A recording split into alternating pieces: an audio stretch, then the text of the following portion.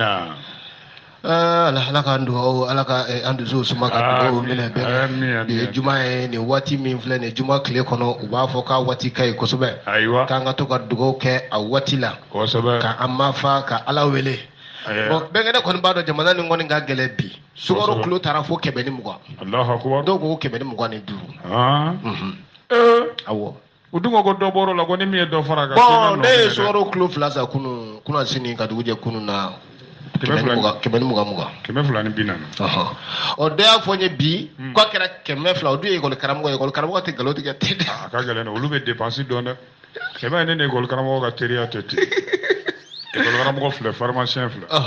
banque baarakɛla filɛ mamada i bɛ mɛn k'a mɛn ne da ko n da ka wuli terikɛ ye olu ye i bɛ to k'a fɔ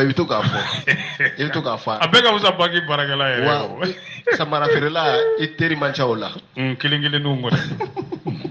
kelen kelen bɛnka n'a ma ɲa ni ɲamana gɛlɛ a ye n teri bɛ samara feerelaw la dɛ u nafaba de tɛ n kan ne ka samara bɛɛ y'u bɔ kɔfɛ hali o don ɲama sisɔgɔma kelen bila kan o ye kelen bila kan segu jarama kelen bila kan o ye kelen bila kan fɔlɔ sa ko k'ale ta bɛ sira la mɔgɔ a tɛ sɔrɔ yan koyi a tɛ sɔrɔ an ma pare o don a ni n ka cɛ kɛ ka sugu bɛɛ yaala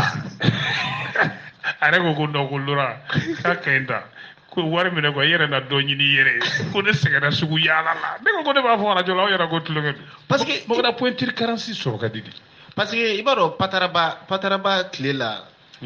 pataraba tɛ dɛ a ko an b'a fɔ o cogo la sa n'o tɛ a fɔ cogo yɛrɛ to yen fédéreba fédérbe wala bon o waati o kɔrɔ ko maa min dilanna ni bin ye bon o waati ninnu sen minnu kun bɛ mɔgɔw kun n'o taara e kun bi yɔrɔ kɔni baara b'a la dɛ ko ne ka cɛkɔrɔba ala ka yeda la ala ka dara a delila ka baro wele ko ne bangera tobi ko jiginikɛlaw nalen a fɔ ale olu kɔnta kojugu parce que u b'a dɔn ni min fɔlɔ y'a fɔ a ye ala denkɛ ko gɛlɛya ma kabako don a ye ne bange k'a to san 55 de la donc u y'a dɔn ni min fɔlɔ nana fɔ a ye ko den kɔni kɛra cɛ ye wa kabako don ba fɔlɔ min nana fɔ a ye o ko a ma ko cɛmɔgɔ ko dalafiyɛ a ko n ye kuwanin k'a la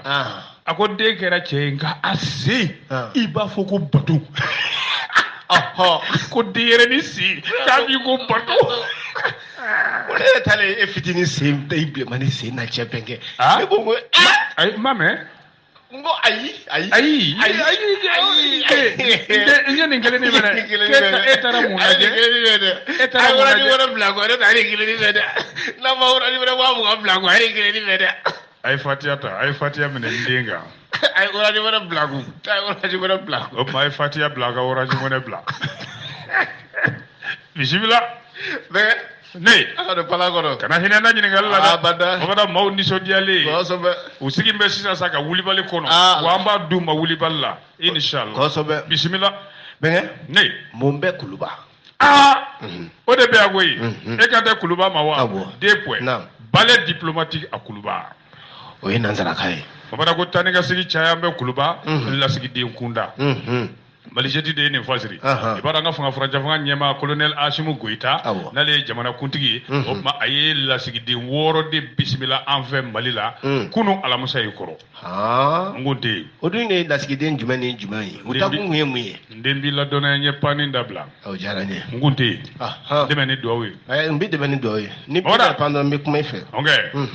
o kun ye lasigiden jumɛnw ye a ye min fɔlɔ bisimila o ye chinois ka lasigiden y'an fɛ yan o de tɔgɔ ko Xi Hongchen ambassadeur agréé Chine auprès du Mali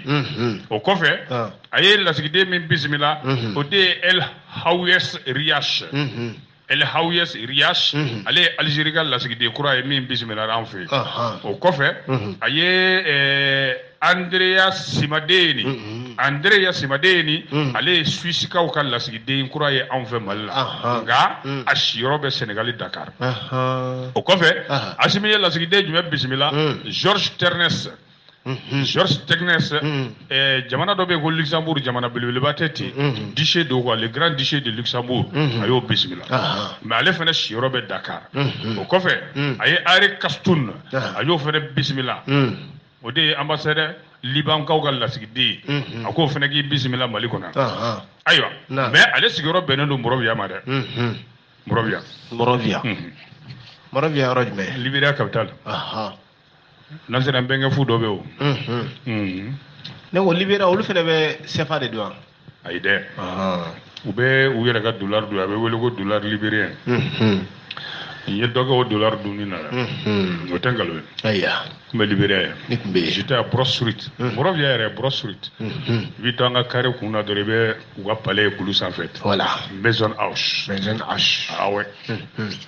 N ko tɛ pan bi koyi. I tɛ pan bi. A y'o bisimila. N'o de ye Hari Kaston Liban lasigiden don. Nka ale sigiyɔrɔ bɛnnen don Monrovia ma. A ye lasigiden jumɛn bisimila o kɔfɛ. Jean-Pierre Karabaranga. Jean-Pierre Karabaranga. Jean-Pierre Karabaranga. U b'a kɛ kara ɲara ye sa. U ka kara kora ale da la. Jean-Pierre Kara ɲara o fana ka ɲi. Jɔkɔrɔmaw bɛ Rwanda ye o. Ale ye Rwandakaw ka lasigiden kura ye. A y'o bisimila. Mais ale fana siyɔrɔ bɛnnen don Sénégal ma. Kɔfɛ colonel Ajimu a ye lasigiden jumɛn wɛrɛ bisimila tuguni o de ye son excellence ambassadeur plénipotentiaire et plein de poussière a y'o bisimila. Komi i hakili to a la i ko k'i ye pan dabila bon ne dun k'i ladi ni min ladi n'i nana pan ma aw b'a fɔ ko k'a y'a fɔ k'a y'a dabila ja juguyara. N'o tɛ ale sigiyɔrɔ bɛnnen don Washington yɛrɛ bɔ. Plein de poussière. Poussière ko b'ale taara le bɛɛ an bɛ ka siran mura ɲɛ dɛ. An k'ale tɔgɔ. Ne yɛrɛ ka mura ko ma nɔgɔ. An k'ale tɔgɔ. An ka Dawuro Rwandakaw ka lasigiden la. Jean-Pierre Karabaranga. Bamana nin bɛɛ lajɛlen kɛra Kuluba an ka dumunikɛ saliba in kɔnɔ yen sa. A kɛra secrétaire général de la présidence yɔrɔ ale fana ministre jɔyɔrɔ de b'ale bolo o tun bɛ kɛnɛ ka ye. Directeur de cabinet ministre jɔyɔrɔ de b'ale fana bolo o tun bɛ kɛnɛ ka ye. Asimu yɛrɛ ka sɔrɔsi ɲɛmaa sa min kɔni b'a ladi n'o b'a kɛrɛfɛ n'o ye chef d'état major particulier o tun bɛ kɛnɛ ka ye. A n'a ka ladilikɛla muso dɔ min bɛ to k'a ladi i k'a dɔn Mali ni jamana wɛrɛ cɛ sira tagama n'o ye i k'a dɔn jamana sira taama o de ye diplomatie ye min bɛ to k'a ladi o la sɔn o fana tun bɛ kɛnɛ ma dɛ. Asimi ye ninnu bɛɛ lajɛlen bisimila kelen kelen min ni min ka kan kuma la k'o fɔ o ye. Ayiwa o kɛlen sa a y'a jira k'a fɔ ko n'i ye ninnu nalen an fɛ yan ko nin b'a jira k'a fɔ nin ye Mali teri jamanaw de ye. Teriya de b'an ni ninnu jamanaw cɛ danaya de b'an n'u cɛ o de y'a to u y'u ka lasigidenw kuraya k'u bila ka na a nisɔndiyara n'a ye kosɛbɛ u y'o ŋaniya min ta ka Mali sɛgɛrɛ a kɔni y'a da lasigiden kura ninnu tulo ka sa a ye minnu ka lasigiden sɛbɛn minɛ n'u k'u ka bisimilali sira yir'u la a yira k'a fɔ Mali gouvernement kɔni labɛnnen don o kuma ka baaraɲɔgɔnya kɛ n'u ye ka sigiyɔrɔ d'u ma gasi t'u sɔrɔ u kana tamakiya u kana kaba u kana siran dɛ a y'u bɛɛ lajɛlen fo k'u k'u bisimila nin kunnafoni bɔra jamana ɲɛmaaya so yɛrɛ la k'a da ye sunkɔrɔ présidence de la république a banna n'i y'a sɔsɔta ye i b'a y'u ka gafe la bisimila. Bɛnkɛ ji sɛnsɛnnen min ka di kunnafoni walawalalen bɛ faamu i ta nin cogo la. Kosɛbɛ kɛ n ko Mamada natabaya de ye wulu tulo bonya. A b'a da jɛnya. Wulu da jɛnya. Awɔ kɛ. Kunnafoni nafa o de ye tulo fara bonya n'o tɛ dabulunin de tun don. N'i y'a ye sa. O tuma an ka kunnafoni an ka ɲuman sɔrɔ. Ayiwa. Yaasa hali bi an tulo bɛ se ka lafiya. A sanuman kɔni. Bisimila. Bɛnkɛ ne ko jɔn taara dɔgɔtɔrɔso la. Sumelu Bube Mayiga. Mun b'a la. Min'o de ɲɛf'i ye. A ɲɛfɔ an ye. Sumelu Bube Mayiga est sorti de prison pour être hospitalisé. O kɔni ye nanzarakan ye n'i m'a fɔ bamanankan na tali bi baraji t'a faamuya fiyewu faransi. N bɛnkɛ fu.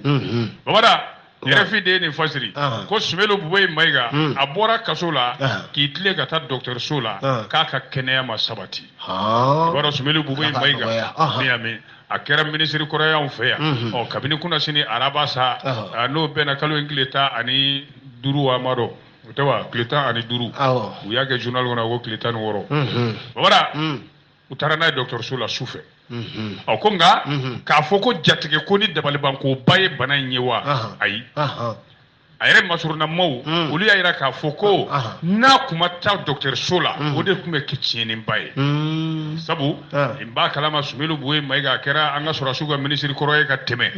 an b'a kalama fana a kun bɛ kasobonba la yen Mali yɛrɛ faaba la Bamakɔ ye kabini uti kalo tɛmɛnen satumani u y'a kɛ wo la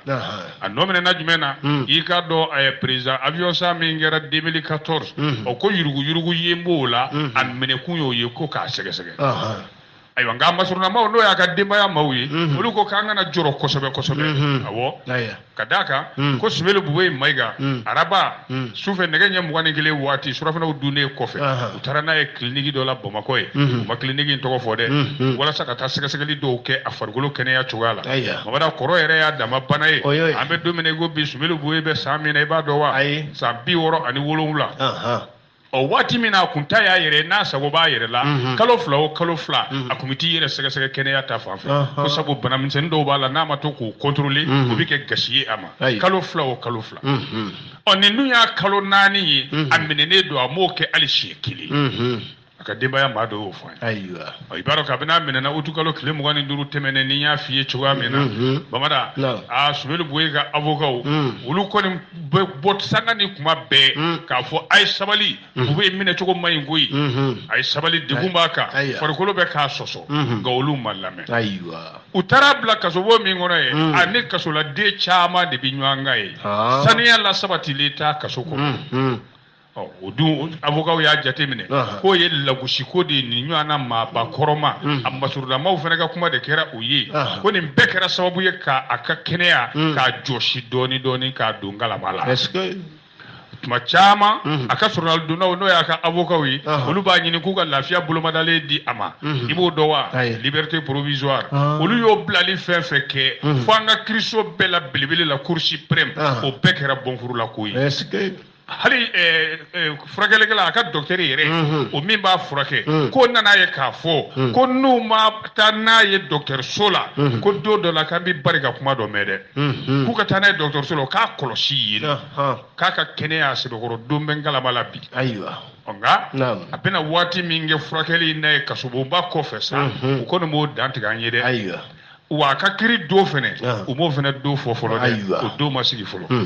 n'i ko jɔnni taara dɔgɔtɔrɔso la Sumelu Bube Mayiga bisimila Ala k'a kɛnɛya amin Bamada nin yɔrɔ tɛ journal kɔnɔ i b'a dɔn faama ninnu degelen tun don lafiya min na ka sin k'o tigɛ e kun e ko o yɛrɛ man jugu ni kaso ye o tɛ tɔ maa la funteni ye min ye o t'a dɔn so climatisé salon climatisé mobili climatisé i bɛ bɔ mobili kɔnɔ dɔrɔn ka don bureau kɔnɔ o climatisé ka t'e bila Bamakɔkura lycée ba in na ye a soso kisɛ a soso dɔw bɛ yen n'i y'u pesé u bɛ kilo 5 bɔ n'i ko b'o jira sisan tulu jelila bɛ taa o la ça dépend i bɛ soso hakɛ min jira an kɛ yan n den a fɔ ko n ye nkalon tigɛ sa kɛ ayi bɛɛ k'i cɛnɛ na dɔrɔn de koyi ka taa min k'i yɔrɔ sɔrɔ Bamakɔkura lycée ba da la ye a da la kana don n'i ye n tɛ soso bi bisimila den communicatif tribunal a ye mun de lajɛ yan o kuma in de bɛ yan koyi yɔrɔ a kuma mɛnna munumunu na mɛ wula in na an bɛ fara kari bin na a ko la clarification du tribunal de la communication sur l'affaire Sidiki Jabatɛ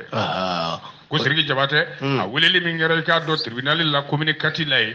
communicatif a tribunal ɲɛmaw u y'a wele kun u y'a lajɛya Malizɛti y'a fɔ an ye cogo min dɛ an ka nin araba dɔnkilidalaba ye Sidiki Jabatɛ k'a ma wele ka taa tribunal la Bamada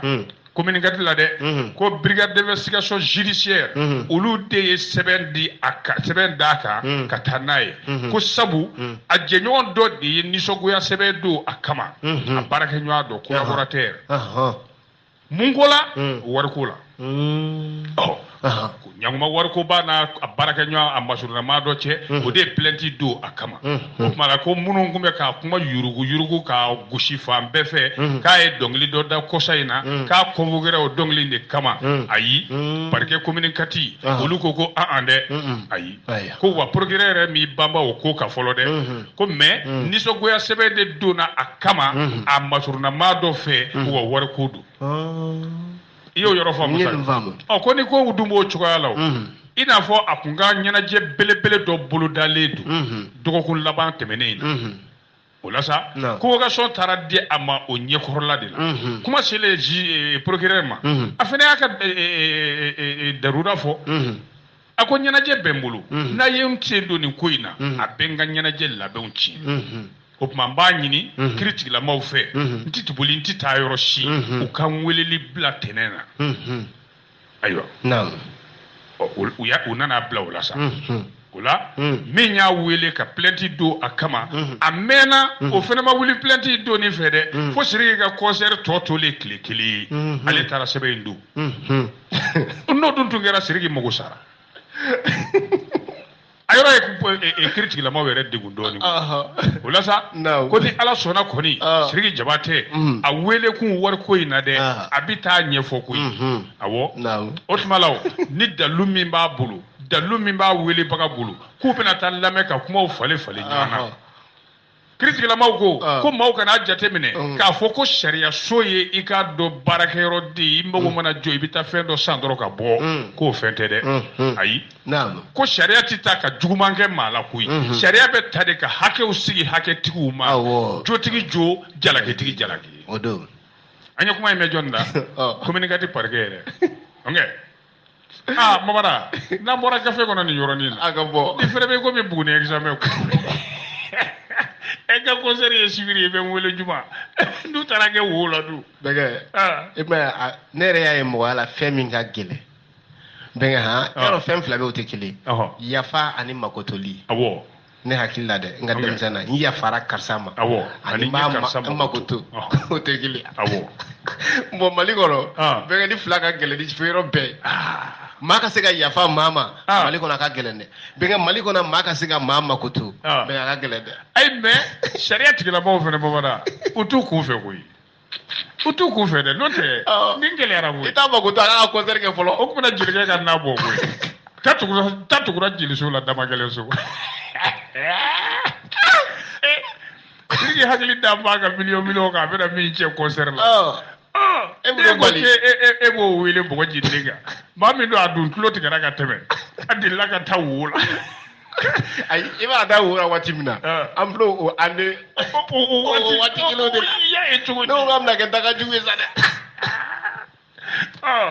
o kɔni ko tɛgɛ don sa ko Sidiki da décembre tigɛ ka bɔ o tuma san kalo 12 la kosɛbɛ kɛ Ala k'a ko nɔgɔya Ala ka hakili ɲuman d'a ma amina bisimila voilà bɛnkɛ ne ko jɔnni b'a fɛ ka opposition kura créer dɛ Mali la yan wa Isa Kawo Jim i yɛlɛkun et quand les arcanes politiques du Mali wa 2 points Isa Kawo Jim ou la naissance d'une nouvelle opposition ɲininkali gɛlɛn ko yala o ngwara da cogoya kura de bɛna bange Isa Kawo Jim fɛ wa ɲininkali gɛlɛn cogo di dɛ mun na nin kuma nana ta Mali web nana n'a ye cogo min b'a d'i ma ten Bamada yɔrɔ kɛlen kɔ ka Kawo Jim bɔ fangafuracɛ fanga wasabulon na n'a tun y'o ɲɛmaa naani na dangan ye colonel Asimu Goyita yɛrɛ fɛ koyi ni ka tila k'a don dogodogonin na k'a kɔn nka u y'a kɔnni min kɛ n'o ye condamnation ye sirisi don n'o ye kangarabada kaso ye u y'o kalo 6 da a kun kabini a bilar'o de la sa Bamada ko Kawo Jim filɛ k'a ka taama bere ta sa ka taama daminɛ dɛ a taara jɔnni fɔlɔ fɛ yen a taara maître Kasimu Tapo fɛ yen o fana ye fanga ɲini tɔn belebele dɔ ɲɛmaa ye Morena a taara o fɛ yen a bɔlen a taara CDR yɛrɛ jabala la CDR min b'o fɛ yen collectif pour la défense de la République Terasba ka tɔnba ye a bɛ CDR cɛdenw n'a musodenw fɔ ka bebe ka le lion fo Côte d'Ivoire ka ne yɛrɛ denmuso fo Suwa Samakɛ a bɛ foli d'a ma ka Ali Baba fo Gabon an b'o fɔ Aras invisible bɛ Congo an bɛ foli d'a ma ala ka yɔrɔ jakite bani an bɛ foli d'a ma ne bani Mala Surunya la an bɛ CDR maaw bɛɛ fo a bɛɛ Bamada i b'a dɔn k'a fɔ Kawo Jim a fana ka fanga ɲinitɔn b'a bolo dɛ awɔ a ka parti b'a bolo o de ye appel citoyen pour la réussite de la transition ACRT faso ka wele ayiwa n'an bɔra gafe kɔnɔ nin yɔrɔnin na e ko parti in tɔgɔ tɛna yɛlɛma wa bɔra an bɛ Mali in dɔn dɔɔnin nin tɔgɔ in tɛ to nin na appel citoyen pour la réussite de la transition a bɛ se ka kɛ ani transition banna dun ayiwa transition dun bɛ ban koyi o bɛ ban dɛ o bɛ ban dɛ Bamada Kawo Jim kumakan de ye min ye sisan ko fo ka kalafili dɔgɔdara ka bɛn waati min ma dɛ ko k'a kɛ k'a bɛn o waati ma n'o ye san wɛrɛ février kalo tile 27 ye 2022 ko ni Kawo Jim y'o taabolo in ta sisan sa ko yala o b'a yira k'a fɔ a bɛna ngwara da modèle kura de bange wa ɲininkali gɛlɛn sigi ayiwa anu ka fanga farancɛ fanga bolo k'a fɔ ko ka kalafili kɛ ka bɛn o don ninnu ma an da ma fama o kuma ma yan an ka ɲɛmaaw ko k'o tɛ se ka kɛ ka da hali lakanabaliya yɛrɛ ɲɔ ɲɛli kan ayiwa o yɛrɛ de kɛn bɛ kuru ye sa min kɛn bɛ ka hali gɛlɛya don Mali ni farafinna tilebiya fanfɛ tɔnba in cɛ n'o ye CEDEAO ye i dun b'a dɔn Kawo Jim n'a a ka fanga ɲinitɔ ye ACRT faso ka wele yɔrɔ u y'ale wuli ka bɔ transition CNT la ye Kawo Jim a bɔr'o la ko o kɛlen kɔfɛ ni Kawo Jim ko k'a bɛ nin jɔ ni jɔ ko tuma an bɛ ɲɔgɔn ɲini n'a bɛ nin jɔ ni jɔsen in kan k'an bɛ ɲɔgɔn ɲininka o tuma filɛ ka kunbɛliw de daminɛ sisan sa ko yala o a bɛ teri ni jɛɲɔgɔn de ɲinina ka don hakilina in da fɛ wa ɲininkali gɛlɛn ayiwa n'i ye kow jateminɛ den tarata n'o tun ye kalo tile 7 ye décembre kalo in ko don i b'a dɔn ACRT ɲɛmaa n'o ye Isa Kawo Jim ye ale de fana tun ye CNT ɲɛmaa danga 4nan kɔrɔ ye a wulila ka taa Kassim Tapo fɛ yen n y'o f'i ye cogo min ka t'o fana ka parti maaw a n'olu sigira u kumana o Kassim Tapo in fana tɛ dɔwɛrɛ ye dɛ o kun y'a ka journal donna de a ka avocat waati min na a kun minɛnen don kɛnɛkanda la k'a a taara bɔ a ye di visite de courtoisie nka u ka kumaw kɔnɔna la sa Mamada k'u b'a fɛ ka jɛkulu kura de sigi nin fanga ɲini tɔn fila in c'est-à-dire Morena ni ACRT faso ka wele walasa kalafili ka kɛ u ka ɲɔgɔnkunbɛ kɔnɔna na parti fila ninnu nana kunnafoniw de di ɲɔgɔn ma k'u bɛɛ ka ɲɔgɔn sɔrɔ o kɛlɛ kelen in kɔnɔ ye u da sera mun ma fɛnɛ k'u jɔrɔlen don k'a fɔ maaw tɛ se k'u da sago fɔ tuguni o min bɛ ka commencer ka wuli jamana kɔnɔ u da ser'o ma nin ɲɛmaa fila sa u nana kuma min kan k'u na fɛɛrɛ kɛ ka jɛkulu kura sigi walasa bɛɛ fanga bɛ se ka dankɛnɛmaya cogoya min na ka ni kura don a la démocratie ko k'olu mago bɛ bɛɛ ka yeta faradi de la ɲɔgɔn kan bɛɛ fanga bɛɛ ko bɛɛ ka ɲɔgɔn sɔrɔ i ka dɔn nin ko in kunna o ye jumɛn ye ka jamana jɔsi sariya fangamaw sigi ka bɛɛ fanga ka fangaba don a la bɛɛ ka taabolo bi bɛɛ n'o ye laïki k'o banban Mamada walasa bɛn bɛ se ka na cogo min Mali ni i ka dɔn diɲɛlamini jɛkulu ni ɲɔgɔn cɛ ko sabu malidenw olu ka ye cogo la dɛ malidenw olu ka hami ye o de ye bɛɛ fanga ka sigi bɛɛ ka kɛ kelen ye Mali ko in na y'a yira k'a fɔ an bɛ don min na ko bi ko Maliyɛnw kan ka ɲɔgɔn dafa n'u ka hakilinaw de ye Mali ye an bɛɛ de ta ye Mali tɛ se k'a yɛrɛ sɔrɔ ban olu ka faamu cogoya la ni bɛɛ fanga kɔnɔna tɛ ko ka d'a kan bɛɛ fanga o de ye jamana in bɔ dibi la ko bi fɛn min kɔni ye parti ɲɛmaa tɔw ye k'olu jɔrɔlen don koyi ko n'u ma wuli k'u jɔ ko min bɛna kɛ ko bɛɛ bɛna ye dɛ ko ka d'a kan walasa i k'a dɔn ka dankari kɛ o ko ninnu na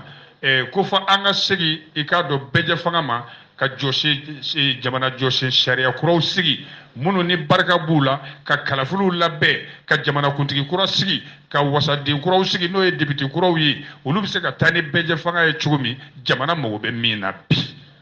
Kawo Jim ka kuma kɛra nin de n yɔrɔ n y'a f'i ye n ko ale ye ACRT o ɲɛmaa de ye ale a bɔlen kɔfɛ Morena ɲɛmaa fɛ n'o ye maître Kassim Tapo ye n'o de fana tun ye a ka journaldoba ye avocat ye o la sa Mamudu Diko denmuso cɛ Isa Kawo Jim a taara min alamusa kalo 9 a taara CDR jaba la collectif pour la défense de la République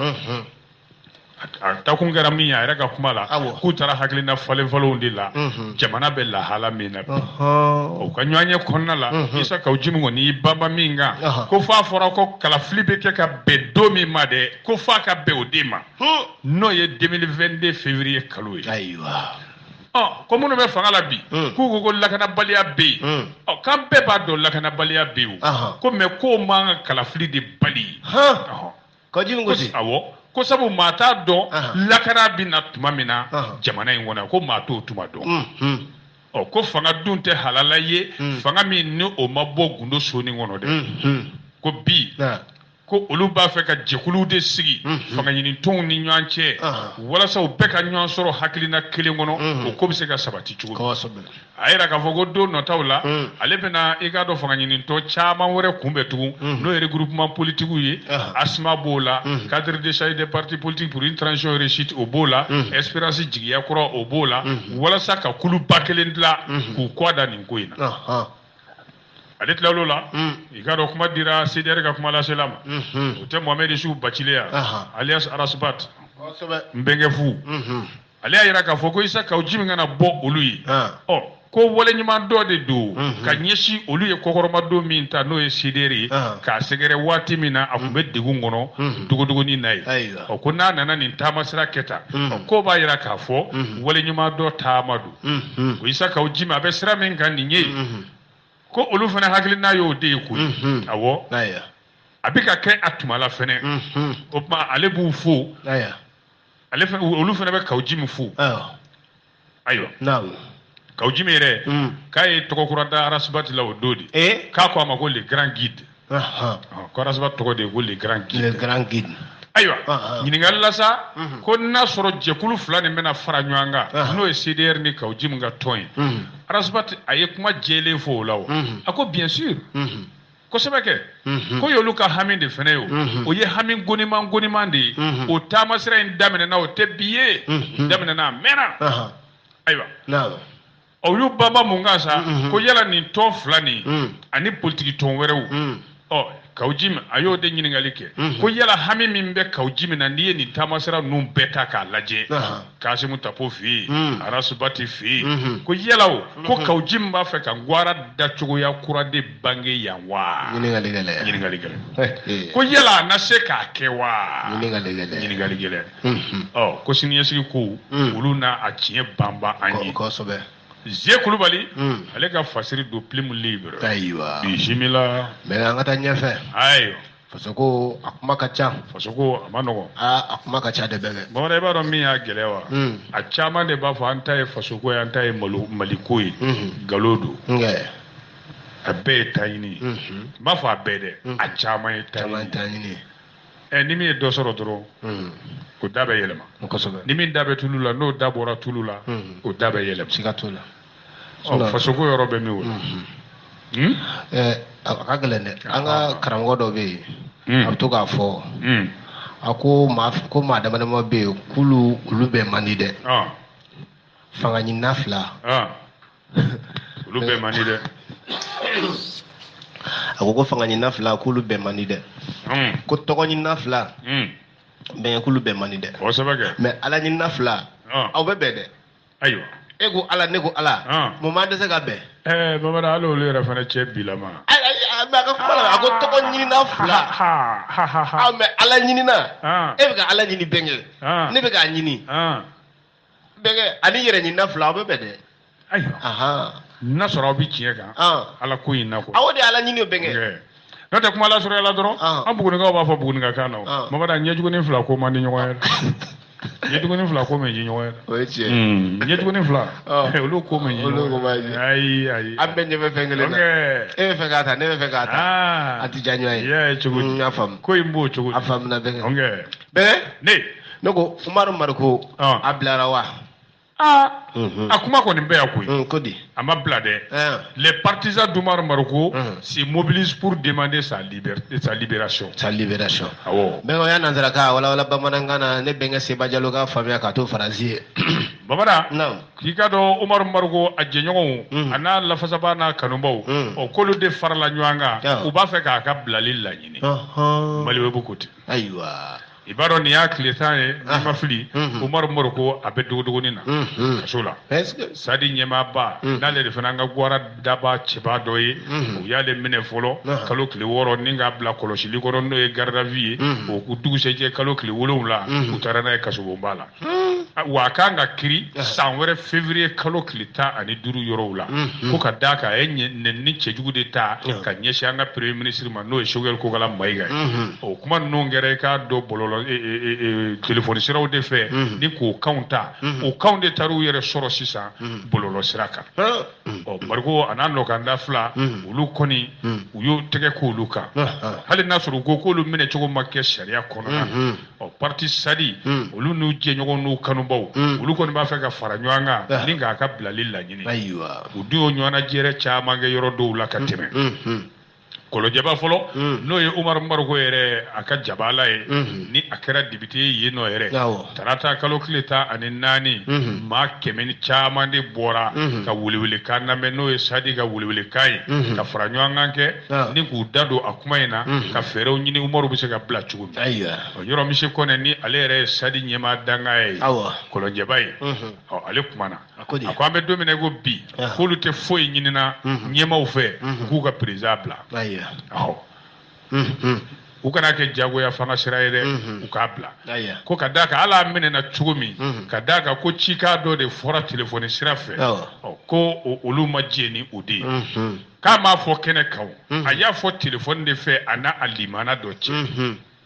ko no do ko critique la maw kunga nga jete meneke hukuma ka do kasola ni chuwaena ko sharia ma je ayorola o tenendo fene kuchala ali bisa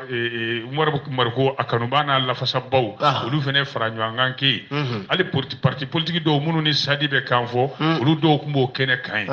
ni ko ina ko ni ali société civile je kulu do olu fene ayira kafo ko ali moningelaw do kumba kene kan bulla baragalaw kumbi chikelaw ma ku ba kene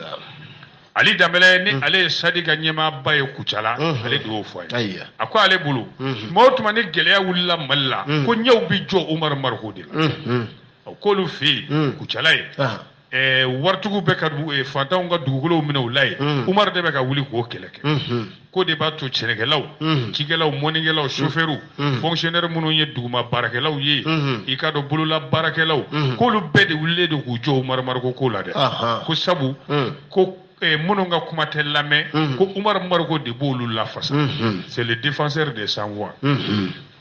Sadiku kuna faranywanga chama mbuluda do na taula de Bamako Sigu Nyono ali kenyeba ko wala sa ka nyina nga nyema u fe opma ko Umar Margo u ka bla yoro ba yara ka fo amabla ala ka dani mando ala jamana kele do jamana kele ambe kele jamana ngona nya so yarul ambe kele ambe kele ambe nyanga associé okay so facha ne do okay yaro ko ne de ambe kele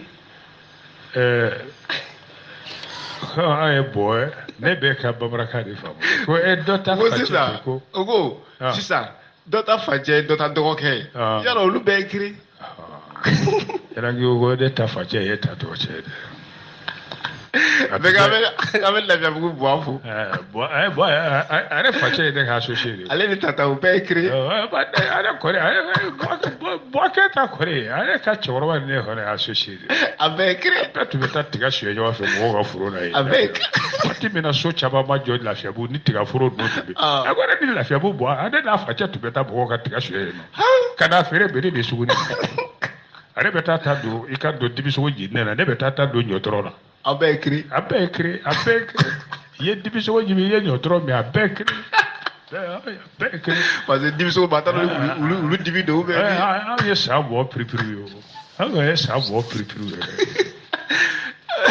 la mazoro yele be diga re dege foga muso ka papisi ba di fala je papisi di na yele ba fo ko lura ko ni abi se kambela ame muro kabate fo hier la ko abeza ho ko le ba ko tere na re wallahi bege le jalagi binin do jonu ngande o kuma de ba da an fe malla aywa human right watch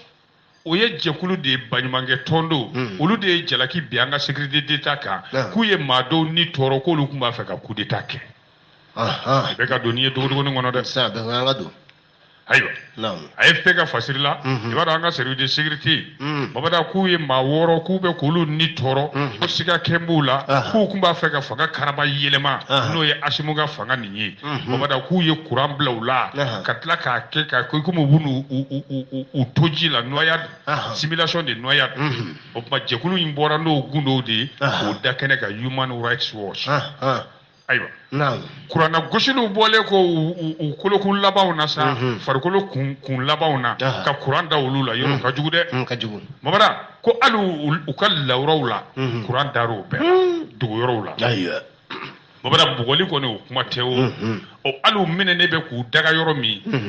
kabini octobre ni septembre ni octobre frontière la u mine daga yɔrɔ ma dɔn o kuma Human Rights Watch olu de ye kunnafoni di n'o ye communiqué ko li ye nin kuma in sama ka b'u ka avocat yɛrɛ de da n'o ye maa minɛlen ninnu ye babada olu dun fana ka baara n'o ye Human Rights Watch ye olu ka baara de ye adamadenw ka hakɛ lakɔlɔsili ye ko ale lasigiden dɔw olu da sera kuma ma k'u y'u ni tɔɔrɔ service de sécurité maaw babada ko u ye ali pikiri sugu dɔ kɛ maa minɛnen ninnu u b'u bila sigicogo ni dacogo la min b'u ni tɔɔrɔ kosɛbɛ k'a kɛ komi u b'u fa yɛrɛ sa babada u bɛ sinɔgɔ yɛrɛ tigɛ ka b'u ɲɛ la u tɛ se ka sinɔgɔ u b'u kɛ denkɛrɛfɛ maa ye adamadenw ka hakɛ lafasatɔ ye Human Rights Watch olu de ka kuma don anw ka kuma tɛ a sɛbɛnnen bɛ ayiwa nka jamana ɲɛmaaw yɛrɛ kɔni ma dakuru ɲɛ kelen fɔ communiqué in kan awɔ mais AFP yɛrɛ ye communiqué in a sɛbɛn dɔ sɔrɔ araba suw ka dugu jɛ alamusa la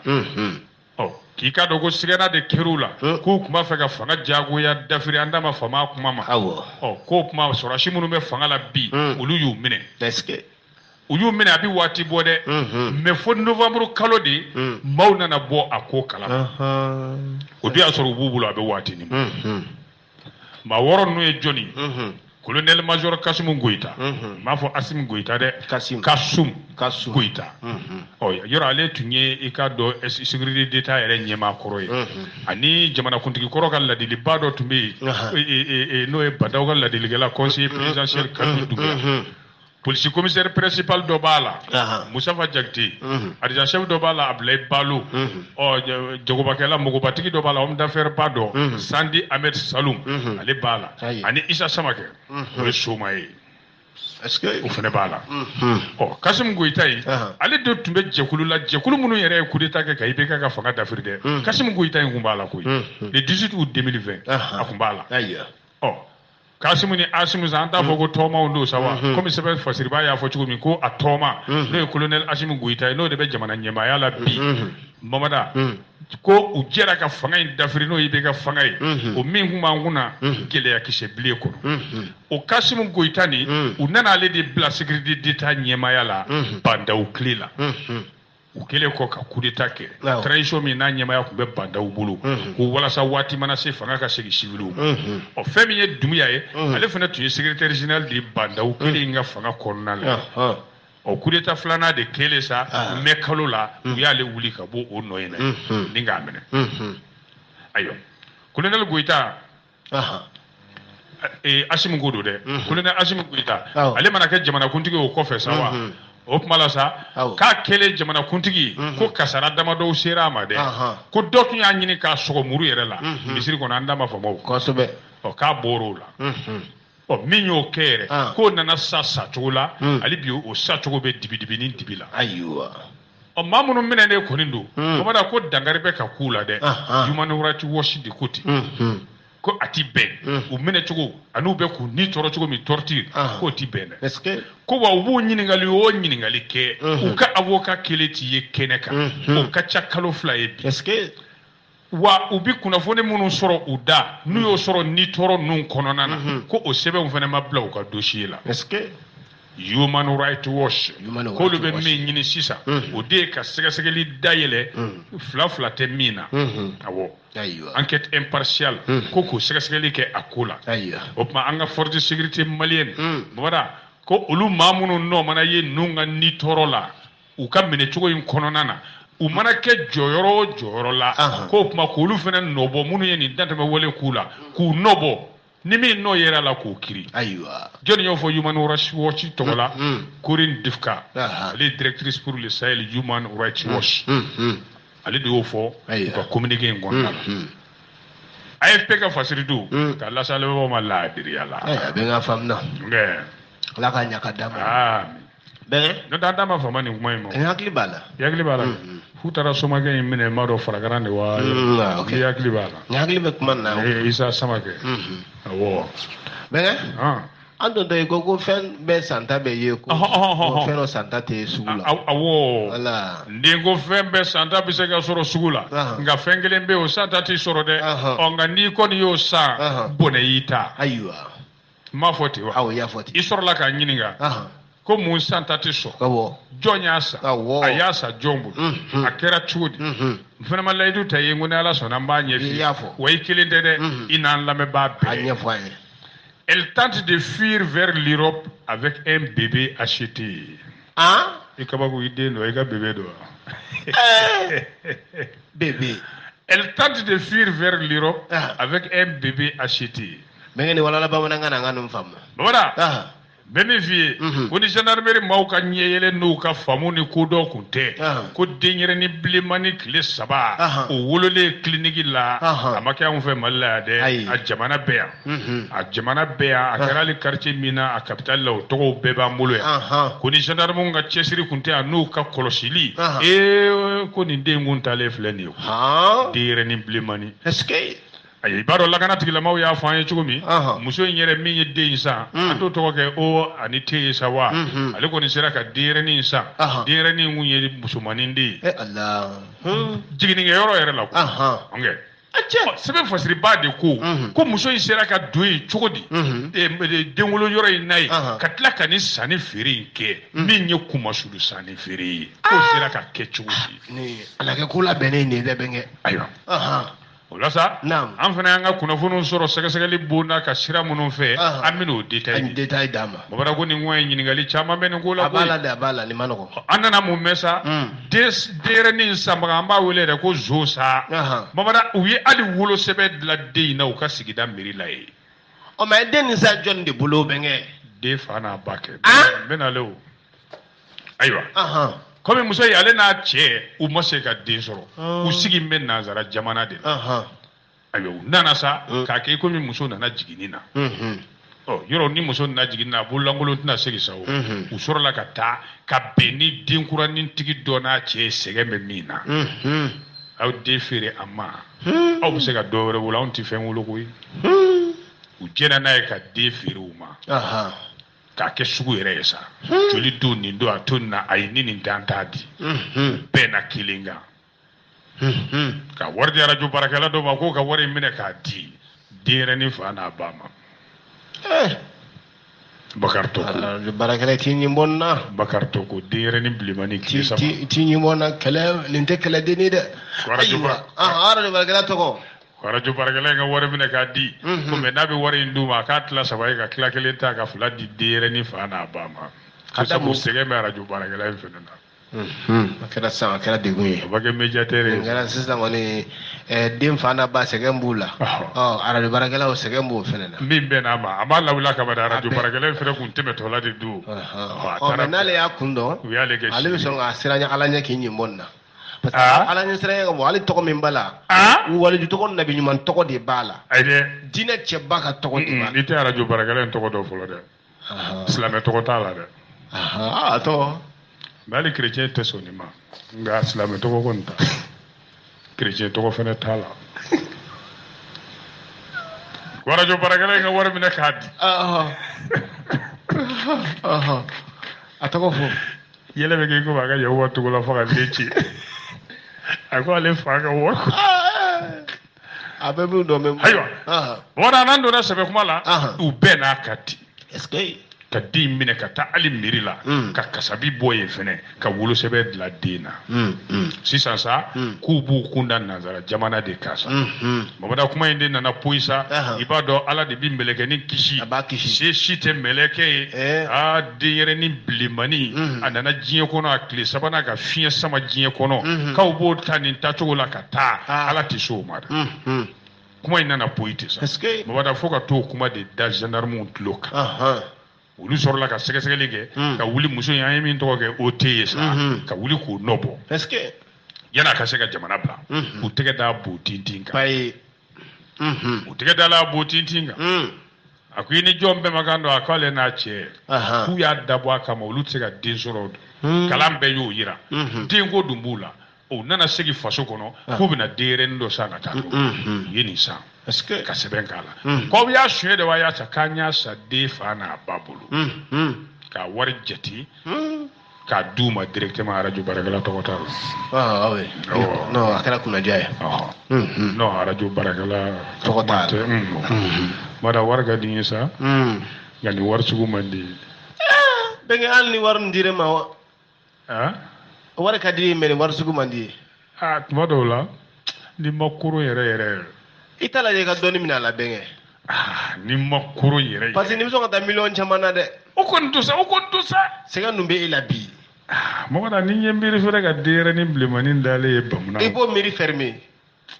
i ka wari miiri dayɛlɛ bon ni ɲɛ miiri bɛnkɛ tonton ɲangi fɛnɛ ka silamɛya ma est ce que n'o y'o mɛn sisan bon n'a kɔni y'o mɛn bon jɔnni bɛna fɔ a ye sisan ale ta bɛ faamu n bɛ sin ka connexion tigɛ n'ale cɛ dɔ yɛrɛ fɔ ayi a b'a fɔ wara kɔni mana nin ma o bɛ n haram mais sisan wari min ne bɛ k'o mɛn n'a bɛ tila saba tila kelen b'o ta mais tila kelen a bɛ jeli ɲɔgɔn bɔ tila kelen bon u ye wari fɔ cogoya min na ko wari belebele don koyi mais o ma sɔn m'o fɔ o ma fɔ nka ne yɛrɛ mana min miiri a bɛ sɔn ka k'o ye e ka dɔ miiri ta n'i y'a tila saba ye e ko tila fan kelen o bɛ t'i jɔ fo 8,8 ɲɔgɔn na dɛ 8,8 o tɛ wari denni ni ye miiri denyɛrɛni bilemani na fini kɔnɔ ka tila ka miiri posi langololu ka tila k'i miiri tɔgɔ la ne yɛrɛ bɛna taa so sisan esansi bɛ n bila sira la wa a tɛ n bila ka tila k'i miiri tɔgɔ la an ka tɔgɔ in to yen sa n bɛ n tɔgɔ yɛlɛma o ko ma nɔgɔ dɛ hali ni n bɛ wari bɔ ka denguli kɛ n cɛkɔrɔbalama kɔnɔ k'an kundi k'an tɔgɔ falen 8,8 in na kɔni n'i ye denyɛrɛni bilemani in lajɛ ka tila ka wari in lajɛ i dun ta joona kuma lasurunya la o kɔni y'o minɛ k'u to ne ye o k'u t'u bila babaji ka bolo ayiwa mais arajo baarakɛla in ka wari ko o ayi o ta n'aw minɛna ka ban ayi olu de minɛna arajo baarakɛla in kɔni tɛgɛba dɔw kan fɔlɔ nka o bɛ hakili jagabɔ de bɛ mun f'i ye zo n'a dɛmɛbaga n'a a kɔdogobaga bɛn aw bɛɛ ye zo ye wa n'u minɛna i tɛ to yen mbɛnkɛ ma tɛ zon kɔdogoli kolokolo dɛ binganikɛla ni o kuma ni ɲɔgɔnna kojugubakɛla n'i y'a ko kolokolo ka fara ɲɔgɔnya kɛ n'u ye ka complicité kɛ n'u ye bɛnkɛ o la ni ɲɛ miiri denyɛrɛni bilemani in na ka 8,8 lajɛ lettre foro 8,8 bon d'accord n ye fɛɛrɛ sɔrɔ a la i b'a kɛ cogo di ne b'a to sa ne yɛrɛ lamɛnbaa ni n kanubaw k'a lajɛ olu ka n bilasira o ka n bilasira olu bɛ n kɔni ka ko tɛ nin na sa mamada maa kɔni ni nin gɛlɛya sugu b'i da la ni hakili bɛ fila na ta i bɛ ladiliba ɲini yɛrɛ ladiliba e ta tɛ ladilibaga ye dɔrɔn an bɛ ka orange money numéro d'u ma dɔrɔn u ka essayer dɔrɔn k'i dɛmɛ yasa i bɛ se ka ɲinɛ 8,8 nin kɔ n'o tɛ ni ye miiri denyɛrɛni in bilemani fana na fini kɔnɔ ko ne bɛna o feere sɔngɔ minɛ a hinɛ ka bon dɛ nka ni ye miiri fana tata tɛ bila ta i ye silamɛ de ye an bɛ silamɛɲɔgɔnw tulo bɛ na n'olu tɛ k'an kisi nin ko in ma dun n k'o de fana ye baara ye maa si t'a fɔ lora nin minɛ sa i ka denyɛrɛni sɔngɔ to i k'o wari to ayi dɛ ko n'o fɔ kana ko maa si t'a fɔ a bɛ se ka kɛ dɔw bɛn'a fɔ dɛ nka wari in minɛ wa n kana minɛ a bɛ min wari bɛ min de 8,8 tɛ dɛ denyɛrɛni bilemani filɛ nin ye a bɛ mun bolo a ka ɲi n'u ye bilasira ni min ye an n'a kɛ ten an b'a kɛ ten k'an lamɛnbaaw k'an bilasira o bɛ bilasira o bɛ bi ta kun cɛ awɔ ni ala ma baasi kɛ inshallah tɛnɛn don an tɛ ɲan sɔrɔ nin kɛnɛ kelen ye ala b'i fo ala ka jɛ ala ye nin dɔgɔkun nɔgɔya fo k'o don kibaru k'o fo de bi kosɛbɛ ka ala fo nin dɔgɔkun na kosɛbɛ ka ala barika da ka dɔgɔkun caman jira an na ni ala ma baasi kɛ tɛnɛn don an tɛ ɲan sɔrɔ nin kɛnɛ kelen kan inshallah ni ala ka jɛ hakɛto b'o la sallallahu alaihi wasallam sigira ka don kibaru kɛnɛ lamɛn arajo Ural FM kunkan fɛ bi aw tulo garisɛgɛ kɛra min ye o kɛra nin ye mali kɔnɔ a n'a kɔ kan an n'a fɔ ko ka an na aw bɛɛ don nataw la arajo Ural FM kunkan fɛ hakɛto b'o la sallallahu alaihi